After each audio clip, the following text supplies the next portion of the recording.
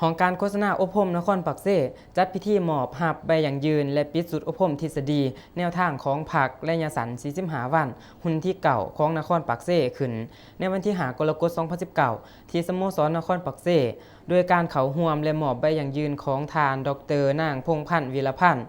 คณะประจำภาคนครหัวหน้าคณะโฆษณาอบรมนครปักเซ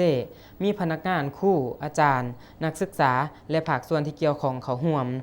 ในพิธีทานถนองวงแสวงห้องหัวหน้าคณะโฆษณาอบรมนครปักเซให้หูว่า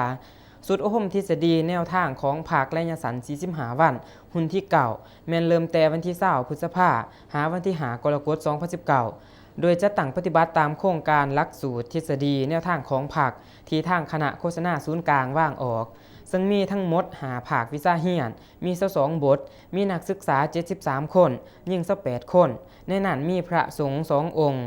ภาคส่วนอ้อมขางแขวง41คนหญิง16คนภาคส่วนอ้อมขางนคร24คนหญิง10คนภาคส่วนบ้าน6คนหญิง2คนผ่านการเรียนการสอนมีนักศึกษาเสียงได้คะแนนเกรด A 68คนหญิง25คนเสียงได้คะแนนเกรด B 5คนหญิง3คน